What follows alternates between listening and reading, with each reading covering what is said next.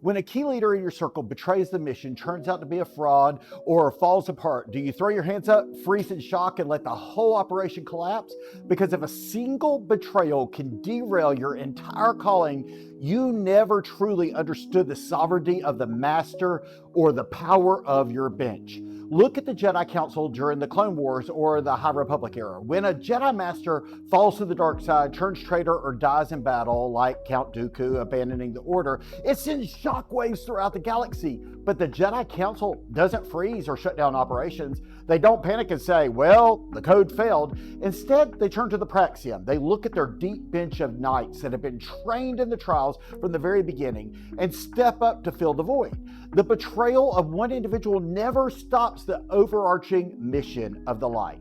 Now, this exact same organizational resilience is on full display in the upper room when Peter steps up to deal with the tragic fallout of Judas Iscariot. In Acts chapter 1, verses 15 through 26, Peter stands up among 120 believers. Judas, one of the original 12, had betrayed Jesus for money and met a gruesome end. But Peter points to the Old Testament scripture showing that Judas's betrayal didn't catch God off guard.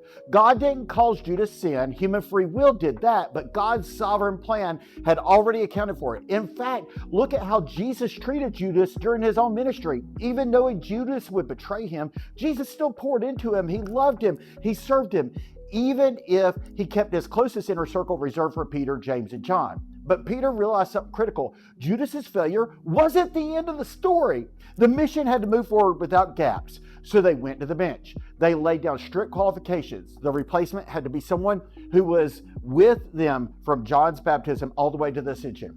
They nominated Barsabbas and Matthias, prayed to God to reveal the heart, cast lots, and Matthias stepped into the 12.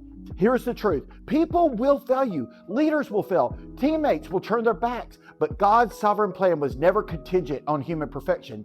Stop letting someone else's betrayal derail the assignment God handed you. Learn from the master. Pour into people with grace. Discern your inner circle. And when a gap appears, call up the next leader from the bench and keep moving forward with the mission. People fail. The mission continues.